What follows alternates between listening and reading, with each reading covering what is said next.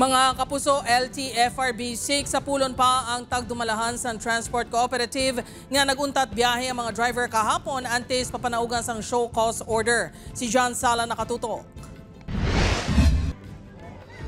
Pagapangayuan sa LTFRB 6 ang patagang tagdumalahan sa Mitscoop na tuhoy sa paguntat biyahe sang 152 ka mga empleyado sa kooperatiba nga nag-ooperate sa 76 ka mga units ang modernized PUJ kahapon. Ang protesta sa mga empleyado na tuhoy sa incentive sa service contracting humalin Mayo 11 tubtub Hunyo 9 nga wala pa mahatag sang kooperatiba. We will call them up for a conference lang, siguro preliminary conference before we go to the issuance of the show cause order. Nagbalik biyahe na subong adlaw ang mga nag-strike kahapon. Ginalauman sa mga driver nga mahatag na subong asiman ang ilang gina-claim. Apang suno sa chairwoman sang Mitscoop, wala inisang may ginbuyan nga pinal nga petsa kung saan ma-release ang ila incentives.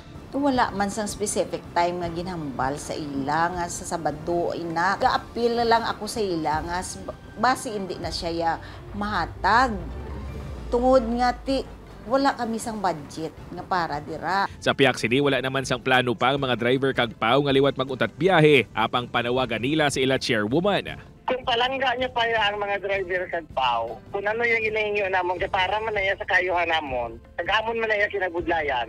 Dispon na niya lang, ugin na niya lang kami. Nahibaluan nga ang pondo sa service contracting incentive ang magahalin sa LTFRB 6 apang hindi pa ini sa karon ma-release ang ahensya. Wala pa na mapurbahan sa office. Kaya may mga discrepancies pa sa reports na halin sa co-op at sa records ng ilang service provider. Upod kay Romel Porquia, John Sala. 1 Western Visayas.